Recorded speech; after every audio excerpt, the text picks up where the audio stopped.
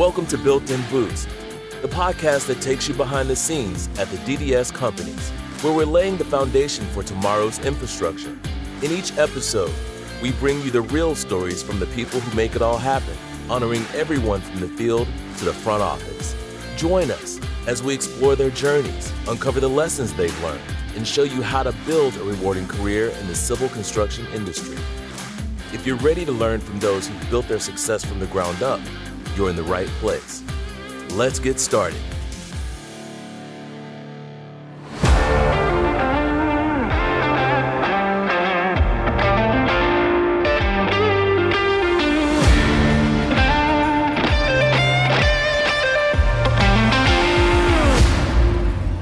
Hey guys, we're back with part 2 of our deep dive with the Field Precision team.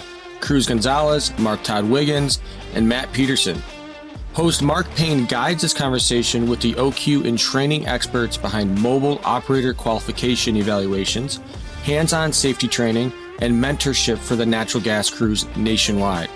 If you missed episode 14, head back now to hear how they built a culture of pride and accountability underground. In this episode, we go further, unpacking mentorship, growth, and the real weight of leading from the front. So let's get into it.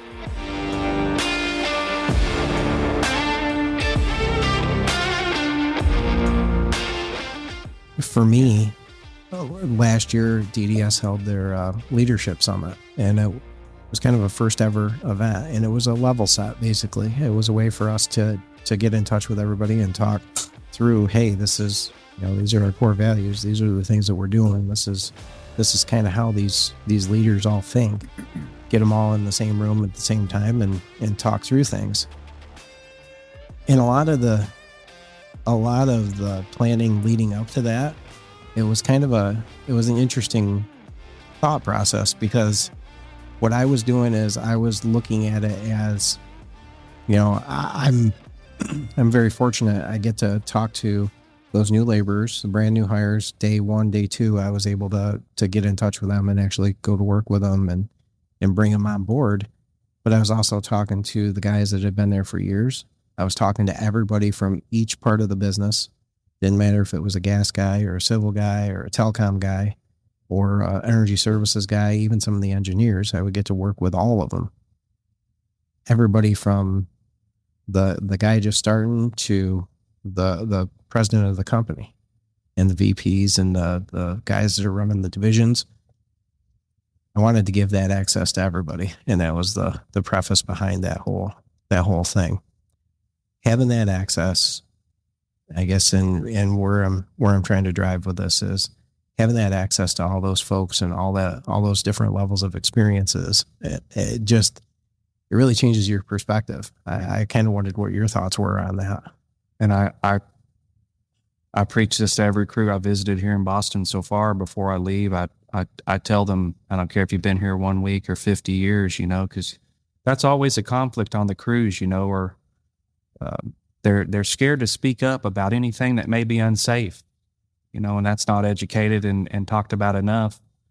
It doesn't matter how long you've been here. If you're unsafe or you're around something that's unsafe or maybe endanger you, that you got to speak up, and all the issues, swing zones, gloves, every little thing. And I tell that to every crew I visit here, because I'm really hoping these younger guys are listening, and holding people accountable. That's a huge conversation that I have with every crew, because I mean, they're all there for each other, keeping each other safe. But it's weird, actually. I've been in that position before, and I've had senior guy tell me, to do something unsafe, and I did it.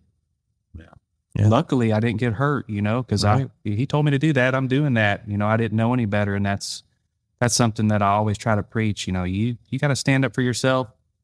You got to look out for your brothers, and make everybody go home safe to their kids, their families. I say, I always tell them, if you're not married, you have a dog or a cat, somebody, your mother, somebody loves you. Yeah, that somebody's watching for you. And it's on your perspective. It's kind of cool, us, OQ evaluating around the country and dealing with people with pretty long gas tenures. And, the first thing they're going to do is like, and who is this guy? Mhm. And, what does he know? Especially training people, I've trained quite a few people, and they try to pry into you and prove you wrong or expose you. Mm-hmm. And once they figure out, oh man, this guy's legit, he can relate, or he knows this task pretty good, I better straighten up. But you deal with the different personalities, and that's kind of the answer I had for you for that one. You never know, what you're going to deal with, or who you're going to see, or who you're going to meet. You may meet somebody that's way smarter than you, and you're like, I'm excited to learn something, Mm-hmm. but you never know. You're right about that, though. They definitely, when you're teaching or even out inspecting and stuff, they're looking for a chink in your armor. That's the first thing they do. Yeah. Yep. And but I know, and one of the things too, and I actually heard Matt say it, and I've said it out when I'm out with crews and stuff, is for the young guys, it's tough because you can imagine you had a guy 18 years old coming up to him or to you or to myself, trying to say, hey, you're wrong. So we have had discussions of, we know it's hard, but maybe take him to the side, just talk to him quietly. Don't do it in front of everybody. No. And so I heard Matt tell crew the other day when I was mirroring him for a moment, and he told him, he was telling one of the guys, if you've got an issue, you don't have to bring it up in front of everybody. Just say, hey, I noticed this, and maybe it allows that younger guy to speak his mind, because you got a guy's 30 years. He's gonna puff up like a banty rooster and probably knock you down a notch or two. But Yeah. It is a tough spot to be in, though. And I had the crew that was sentimental to their ladder. Usually people are sentimental to their hat, their hard hat, or their, and I go up in the truck, and we're doing safety inspections, and I'm looking at this ladder, and it looks older than me, and I'm sitting there thinking, man, and it's on the outside, so they've been using it. Yeah. They got a brand new one right next to it, but they're using the old one. And I told him, I said, man, that ladder's, its days are gone. It's time to get a new one. And you could tell it was, he was partial to that ladder. Yeah. Yeah, he liked that ladder. And he had a broom that was 8 years old. It was, because he's worked here for Feeney for 15 years, so. Yeah. And he's another one of those guys that has experience, and they'll try to, but he asked me, he goes, well, why do I need to replace that ladder? I said, well, okay. Do you ever inspect it? Well, no. It has stickers on it, or it's supposed to have stickers on it.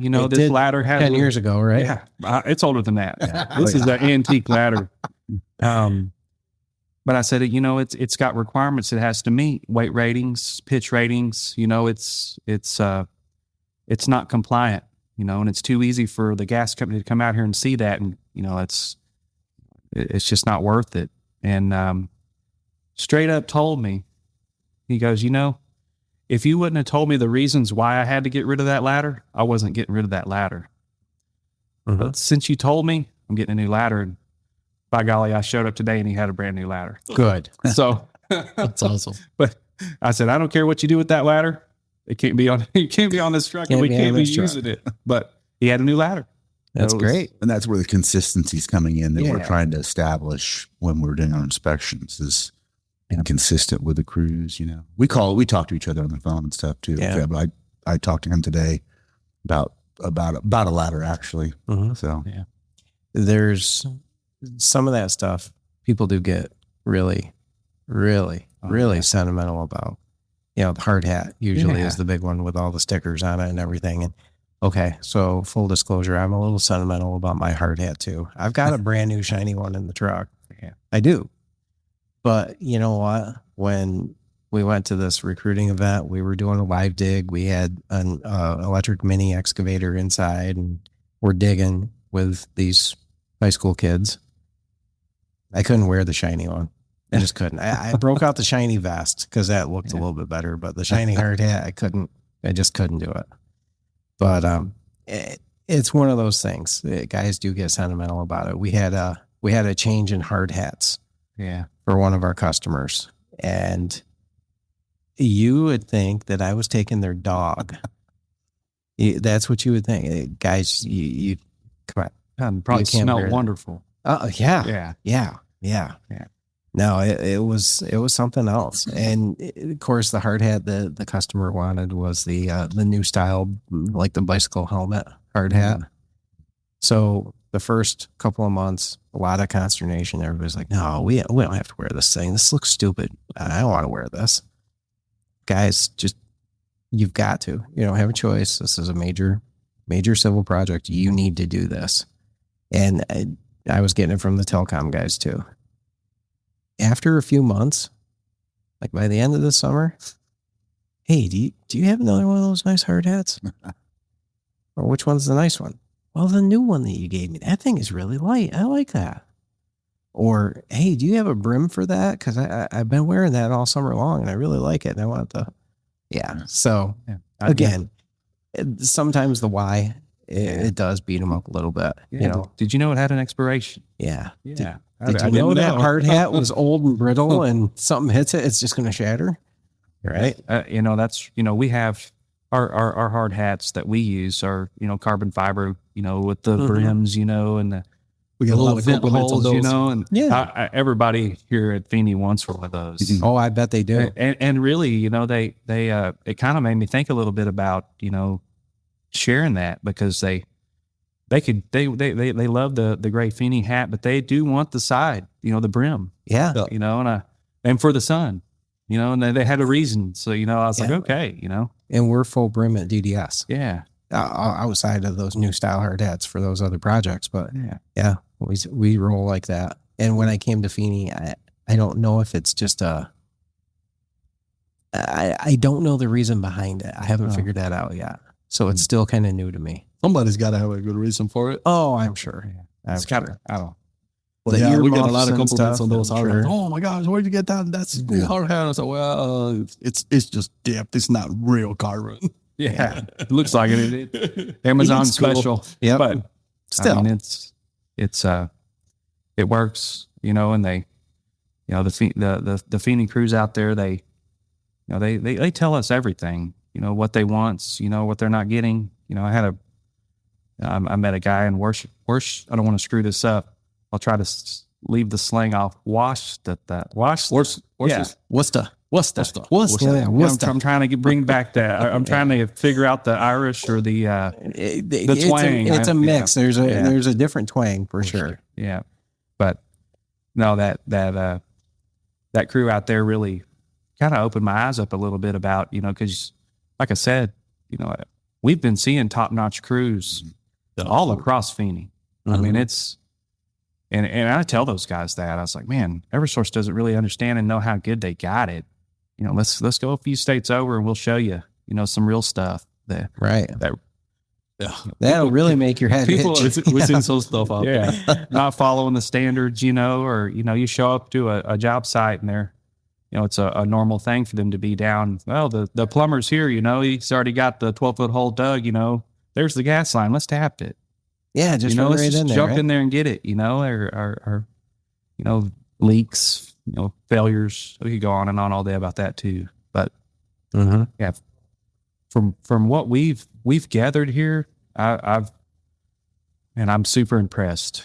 I mean, across the board, job site setups, it's just been, a bit top notch. And is there room for improvement? Of course,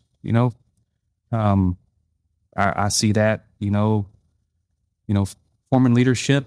What was it? Yesterday we got greeted by a foreman that was in the field 5 months. Yeah. It was rock solid. The first foreman that stopped us, greeted us, and went over the entire JHA with us. He didn't just stop us. He intercepted us before we even got to the job site. He saw us coming and he cut us before we even got into the cone pattern. And There you go. almost every foreman's done that. But this kid, I mean, he's a young kid. Mm-hmm. He's a young guy. Yeah. And, man, he's top notch. Yeah, he did a nice job. It was pretty impressive. He took us he showed us everything, the entire job site, and went through the JHA and made sure we had the signature there and we were fully briefed. It was awesome. And we let him know that was Yeah, awesome. yeah. Too. That's one of the things that I know Cruz and Matt and myself, we always try to, I think in the past, I know if I didn't hear anything, I knew I was okay. But if I did everything 99% wrong and that 1% was wrong, I surely was going to hear about it. Right. And so we always try to let them know the things they've done good and the things they could improve on.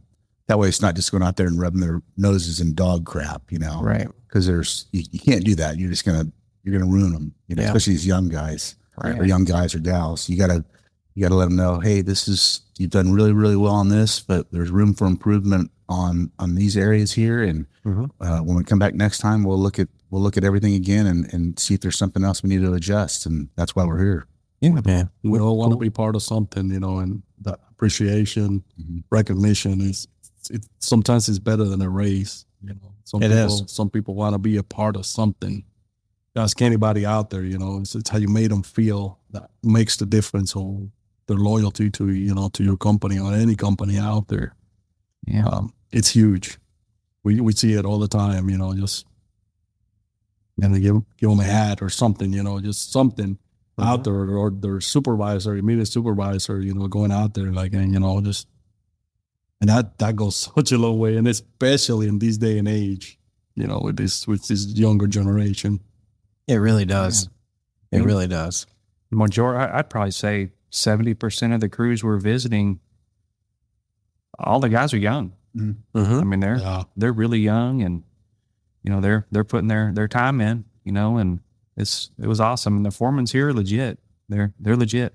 Yeah, there's a lot going on. A lot going on. You know, we're kind of laughing about it, and not laughing in a mean way, but just kind of joking back and forth. I'm learning more and more about OQs in the South, and, you know, some things that I'm learning about right now, and the regulatory environment is just so different.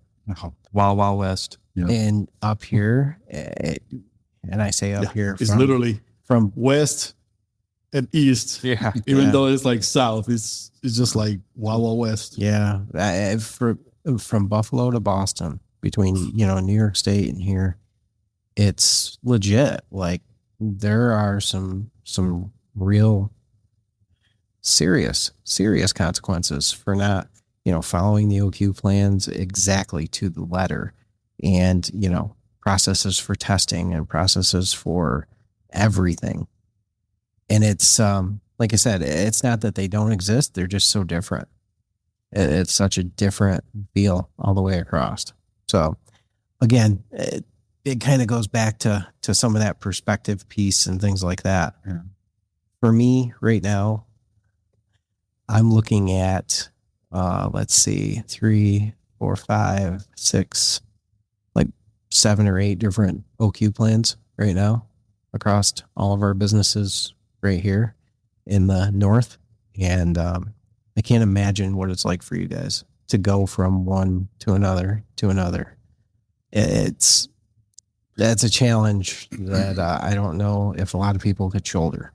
Yeah. These two guys make it look easy. For me, I got to work extra hard on those. Yeah. You know, what's really makes a huge difference is Beanie brought us in, and they let people know they're backing us. There's some places you go that the superintendents don't want you there. Yes. No, they don't want you there at all. Yeah. And so having you guys' support wouldn't you agree that it makes a huge difference? Because, you know, you can prop us up when we say something, where some places you go, you're like, I've literally gone all day long not able to find a crew.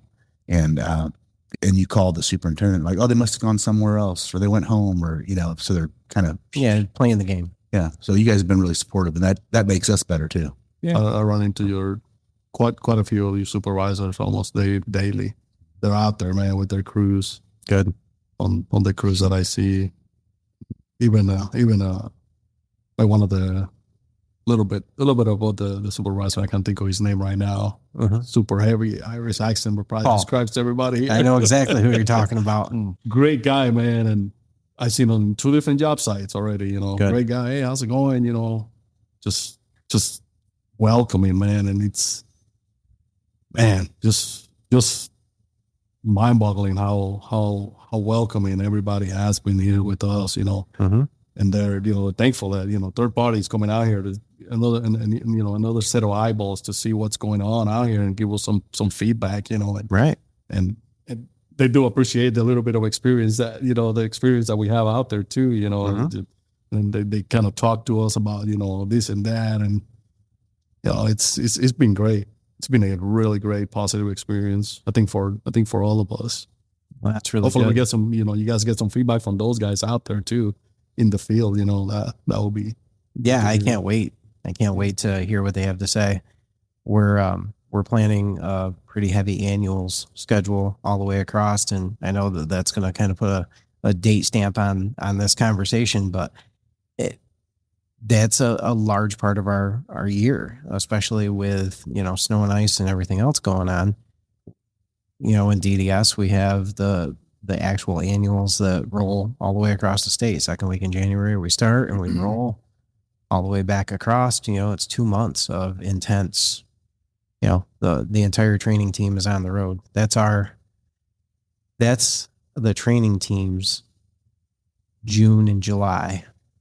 Is January and February. Like, that's when we're hammering, trying to get as much coverage as we can and get across to as many guys as we can. Here at Feeney, we're fixing to do the same thing. While their OQs are on a rolling basis, and so they're coming in as they expire and they're taking care of things throughout the year, the safety trainings are still annual. And so that's the next phase in the project here, and get them in for their annuals and rolling across. So I'm really excited to get those guys in and talk through that. But so let's turn this a little bit to field precision itself. Like, what's the next thing? What's the next big step for you guys? Really just growth. Yeah. That's the full plan. We're a new company. There's other competitors out there that do the same thing we do. It was kind of funny. We were at the Energy World Net Conference, and you navigate around and you meet the other, the competition. Mm-hmm. And it was kind of funny to me. I had relationships with a few of the people that were there that I used to work for or had been around. Right. That had transferred, and they're working this job or they're working at this company doing the same thing we're doing. And the story was the same. We'll come in there, quality wise, we'll take care of you. There's, like I said earlier, passion, integrity, and excellence. That's our deal. Tie the S on the end of it. We can make it PICS safety on the end of it. But all those companies were telling these operators the same story. Mm-hmm. It was all getting shared. Sure, we'd love to come in and hang out and train your guys. And I kept hearing that repetitively, and I'm sitting there thinking to myself, we're different. We don't have to explode this thing and make it super huge. If we're making a comfortable living and we're providing better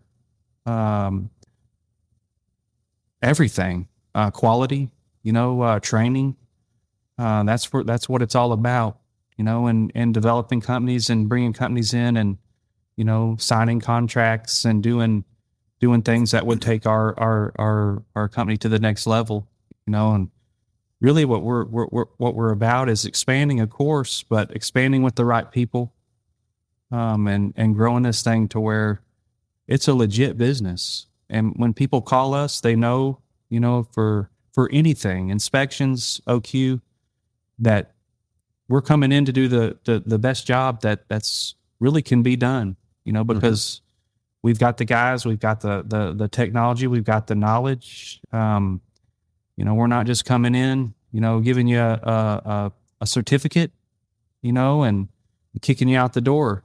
It's, we want a repetitive relationship with the same type companies, and we want to be known first choice. If you call these guys, they're going to come in there and handle business. If you need them for anything, they're going to handle it. And they're going to come support you and your company and do pretty much anything they can to make the experience awesome. But like I said, we're in this to change lives. And that's all we want to do.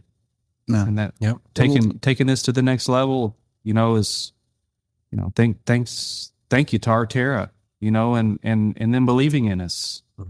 That's really the main thing. They gave us a shot, and we're going to expose that and expand on that and do anything we can to make Arterra the number one contractor. They're known for quality. They're known for safety. They're known for training. That's what we're about. That's what our company's about. And we don't have to have a log, 25 to 50,000 OQs accomplished in 1 year. You know what I mean? Right. And some of those companies do a couple of 100,000, on their OQ and their performance evaluations. And we see it everywhere we go. We'll come in there and we'll evaluate and proctor a little bit different than other companies that have came in there before us, and I got to have this guy out in the field tomorrow. Can you wipe out 30? No, it's not going to happen. It works out the speed of the student, Yeah. Last company that called, I said, we don't bullshit. We're a new company for one, but our name's at stake here. Something happens out in the field. It's an incident, and litigations get involved. OSHA gets involved. You name it. We're not going to be attached to that. We would rather pass on the business versus, just doing that. And they let us, they also gave us a chance, they came in there and I'm not going to toot our own horn, or there was a lot of reputable companies that do the same thing we do that were there 4 weeks and we were there 6, because the guys appreciated it. The company let us know right off the bat, hey, we want you guys to stay on here a couple more weeks. We've got more people, more crews. We did the right thing. Right. We handle business, and I don't see a ceiling for our company.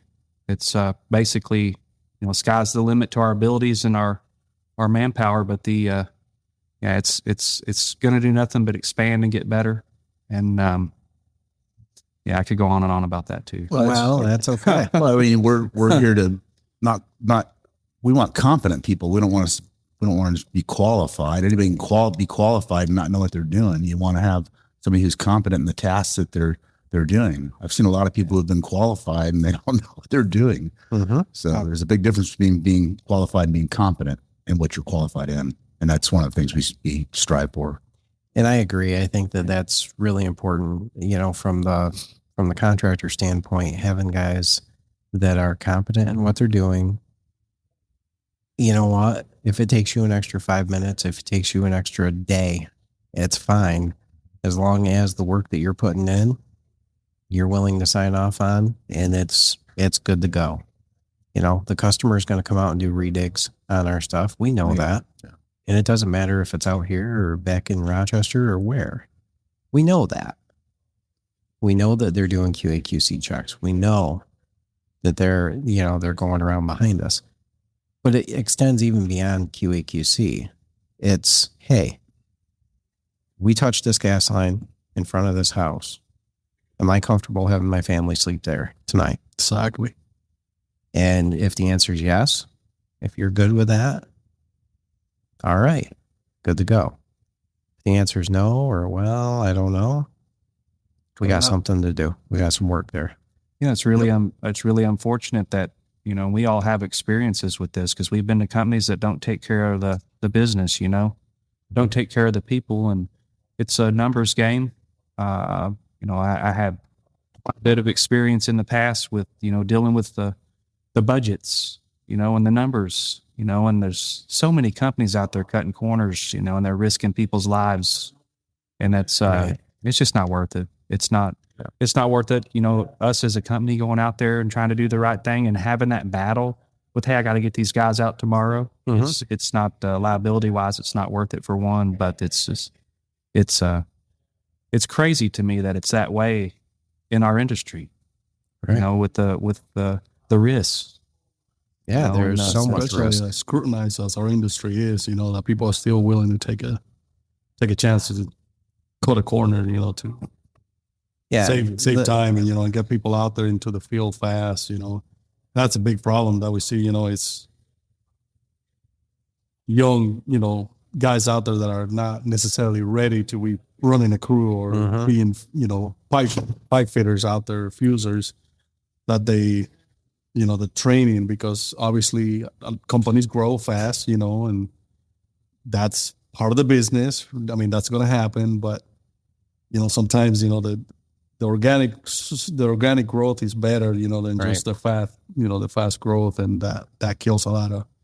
Eventually, you're going to pay for it sooner or later. Sooner or later. Yeah, there's a couple things to that. The customer will be out there screaming, "Hey, we need more crews, need more crews, need more crews. How fast can you get them out there?" You've got that, and the other side of that is, I cannot tell you how many times I've had a supervisor come to me and say, "Well, he's a good guy." You know what? They're all good guys. When I was at the college, we had a masonry professor, and it's just the sweetest human being that you've ever met. Just a nice man, nice guy. And he would always tell me that, well, they're all good boys. I know that. I understand that. But at the end of the day, it's our job to make sure that they're competent and safe. Yep. Yeah. And, hey, it might take you an extra day or two, but the product that you're going to get is going to be completely worth it. Yeah. And when it comes to shortcutting things, no different than if you're shortcutting the training, if you're shortcutting a process on the job, you're shortcutting, an operating procedure, whatever the case may be, it will catch up with you. And when it does, it's going to cost you 4 times as much as if you just did it right in the first place. And a lot of times, I'll have guys, in a class or something like that, that'll ask me, well, hey, couldn't we just do it this way to, make this go a little faster? Yeah, you sure can. That's a business decision that you're going to make. However, the 6 times it works, on the 7th time when it doesn't, hang on. Yeah. Because your day is going to be really bad. And it unfortunately, it takes a lot of mentorship and constant contact and, a lot of those things, consistency across the board, no different than your inspections or anything else, to kind of get folks out of that old habit. That old boy with that ladder. Oh, yeah. How many years has he had that ladder? There's no telling. Exactly. It was his dad's. It could have been. He could have wore out 2 trucks with that ladder. Who knows? So, all right. Well, folks, we've been chatting here for a little while. Yeah. What else? Is there any other ground that you'd like to cover? Like what other messages would you have? The last conversation you were talking about was, basically rushing through any type of training. Reminded me of the training earlier, the meeting we had earlier about the new hire orientation. That's where we see probably 90, maybe even the statistics are higher for company failure and employee failures, that new hire orientation. And I've been a part of some that were okay. None of them are ever good enough, I don't think. But the death by PowerPoint. Yeah, that's tough, isn't it? That's for one, but I mean, it comes back to consistency and expectations, and what are the crews getting out of it? What are the new hires getting out of it? And I was on that crew today, and they, the guy was telling me heavy Irish accent. He was telling me, that top guys that have been here 8 or 9 years are going down the street, for a couple bucks, an hour, raise. And like, what are they doing different? That we're not. How do we retain those employees? That's $1 million question. But it started there where the new hire orientation was, and those new guys coming in, whether they be any age, coming in and not off on the right foot, or they're rushed through the program because they need you out in the field. Like you were saying, the gas company wants 100 more crews, that's never going to change. No. And, but the new hire orientation is a failure at almost every company that I've been exposed to really the past 3 years. Mm-hmm. And only give you probably 2 out of all the places I've been, that the new hire orientation was legit. And it was, it's a totally different culture, totally different atmosphere, and it's totally different companies. And that's where the culture drive there was from, those better companies, was that new hire orientation and getting, Right. And then after that, the other, trainings and the OQ qualifications and but that's kind of what reminded me of that, that Mm-hmm. conversation earlier. That was, And to piggyback on that, it's really that new hire orientation is the first impression that new hire is going to have of Yes. your company. So if that fails, that employee is already sour by the time he hits the field or he gets to the OQs. he's lost. So then he's already you've kind lost of him, like, yeah. he's already disillusioned, like, well, maybe this is not for me. And then you kind of lost him there. Mm-hmm. So, there's some really good new hire orientations out there. And I think that's really where you're showcasing your company. That should be like, hands-on and, some in and out, so you do some classroom and then you do some hands-on and, and kind of, just different things out there that I've seen, that to really engage, because that's really, for the first person that they're going to see is that trainer on that new hire orientation. Why'd I do this? Because I told you to. Yeah, exactly. I mean, and they go out in the field and they're lost, and more than likely the leadership's lost. Yes. They don't have the knowledge, skill, and ability. They're out there because they needed another crew out there, and they're They always picked that senior guy out of that Yeah. group and this guy over here and that guy over there. Yeah. Oh, well, let's put them together and see what happens. And I heard that out in the field here. They rushed. They needed more crews. They rushed a guy that my A labor. I hear that quite a bit. They stole him from me. Mm-hmm. Because we needed another crew here. The guy's only been here a year. One of the foremen today told me they need at least 4 years under their belt before they're able to actually really be thrive. a and do foreman. it. And the guy said itself. They haven't put their time in.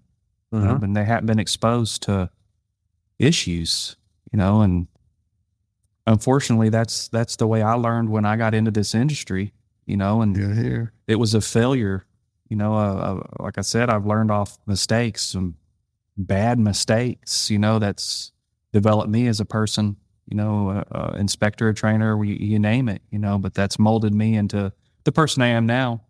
Right. But it's just unfortunate that that failed, that's I don't know. We could talk about that all night too. Well, yeah, and it is tough, and sometimes people look at me funny because I obsess over it. I obsess over the new hire so much because, again, that's where your foundation is. If you can't get those pieces right, then, like you said, what are you doing for that guy? You're setting him up for failure right off the bat, and that's not fair to anybody. You've told him whatever you told him to get him interested. He was interested enough to apply, go through all the process. And the process to get hired isn't easy by any means. There's hoops to jump through. Upheaved his life, whatever that looks like, whether it means a move, whether it just means, leaving one group of folks that he's worked with for so long, he or she, to go to this other group and, start anew. You got to do a good job. You've got to do a good job during that first week. You don't have a choice. You got to do it. And where I saw some struggle here was they were having a hard time with that. Yeah, it wasn't resourced the way it should have been. Things just weren't happening how they should have happened. At DDS, I'm pretty proud of how that looks. Some of that was set up for me before I got there. And I can't take credit for all of it.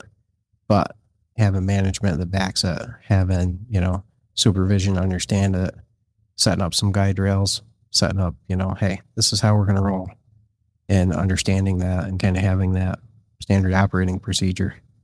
And sometimes it's not convenient, but it definitely helps. Yeah.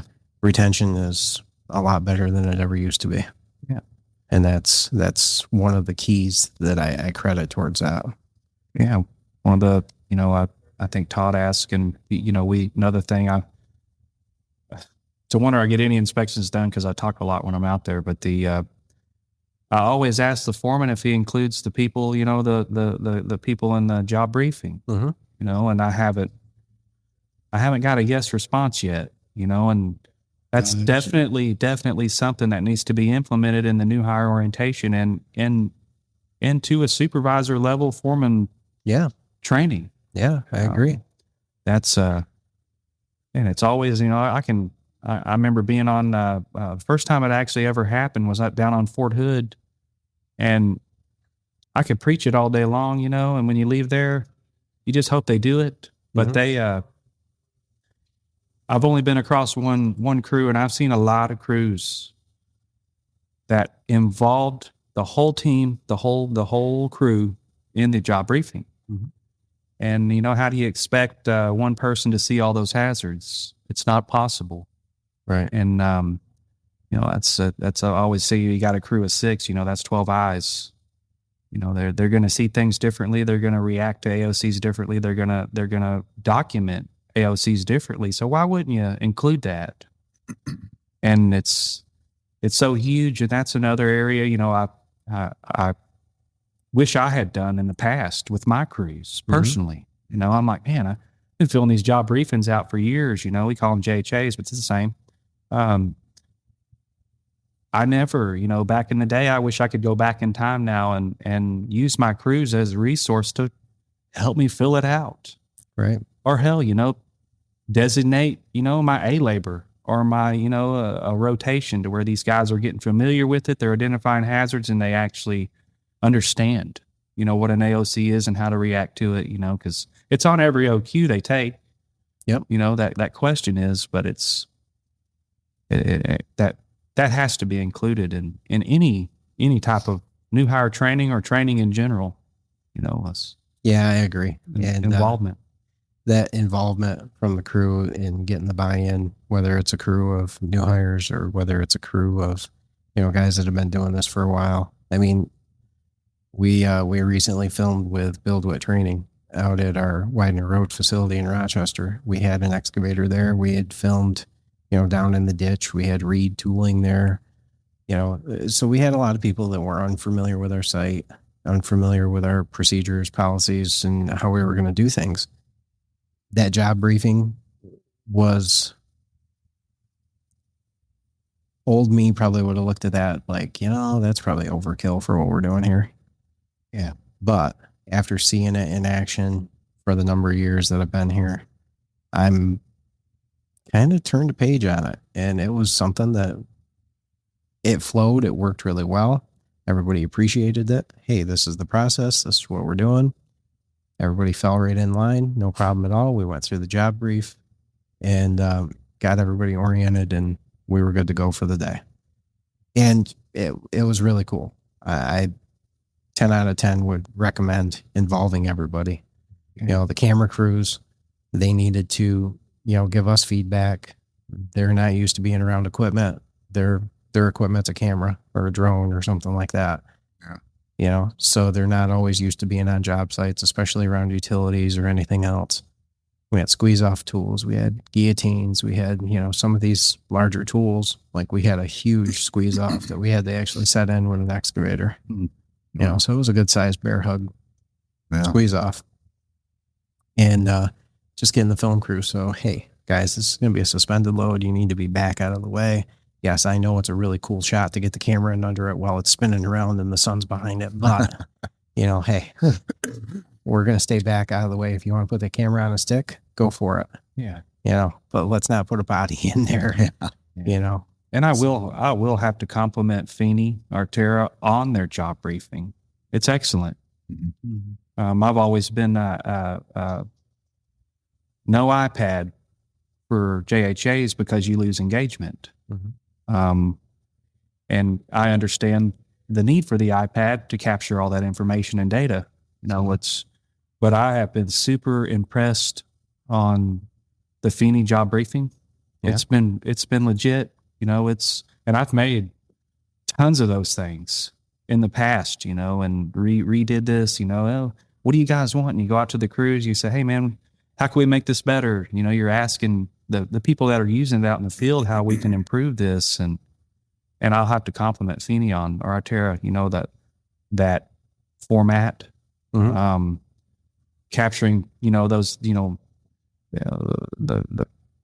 1, 2, and 3 AOCs, or primary tasks they're doing in the AOC section. Those are pretty standard. Right. But to include the torques and the calibrations and everything, I thought that was super awesome. And the way they do the dig safe and the different colors, this job briefing's color coded.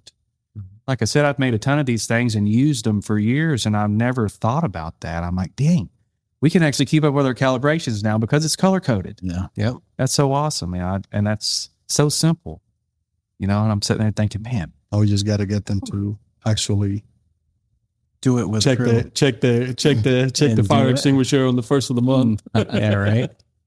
So, all right. Well, fellas, I think I'm going to land the plane. This has been great. Like I'm looking over here at the timer now, and I think you just caught a glimpse of it too. yeah, that's and, crazy. And, it's hard to believe that we've been talking as long as we have. Yeah. And we could keep going. We could, but we all got to be to work early tomorrow morning. No, seriously though, I appreciate everybody's time. I appreciate you all coming out and doing this. This has been awesome. Yeah, it has. It's one of those things that I grabbed this stuff and I was thinking about it, and I'm like, there's no way that I'll ever have this opportunity again. And so I'm really grateful for that. I wasn't even sure like when I'm coming back out here, so I wanted to make sure that I grabbed this stuff and brought it with me, especially since I was driving this time. Right. Well, appreciate you having us on. It means a lot to us. This is my it's great. This would be my first podcast experience like this. That's my Usually- first ever. Yeah, just the headphones. We're just talking. It's legit. Yeah. Yeah. We appreciate you, Mark, though. We really do. Yeah. Thank you for everything. And, if you're ever looking, if you ever have somebody that is thinking about having you in and you need a recommendation, give them my number. Yeah, for sure. 100%. You guys have done everything that you said you were going to do. You've been doing it right and taking care of the guys, taking care of the crews. Yeah. Easy to work with. Sweet. Yeah. The experience from my side, 10 out of 10. Nice. That's what we want to hear. Yeah. That's awesome. That's the best compliment Great compliment. ever. And look, those guys in the safety house, same thing. There's Yeah. nothing but praise for you guys. You guys you came in, like I said, you've done exactly what we've asked. And you're helping us in ways that we didn't even think about when we first started to engage with you. The whole culture thing and everything else, it's added bonus. Yeah, that's awesome. You listened to us when we first met. You heard what we were trying to get to and where we were trying to go, and you automatically just joined in as a part of the team and started moving that way. Yeah. You can't ask for much more than that. It's been awesome. Thank you for the opportunity. Thank you very much. And thanks for you guys being patient with us as we learned how to do this, because to be completely honest with you, you were the first guys I ever did this with. So Heck yeah. that was awesome. It was a learning experience for all of us, just Nice. getting you set up and trying to get things rolling. We hit some bumps, but we Persevered. made it work, Persevered, yeah. right? Yeah, we made it. Absolutely. Well, thanks again, guys, and we'll catch you on the next one. All right? Yeah. Thank you.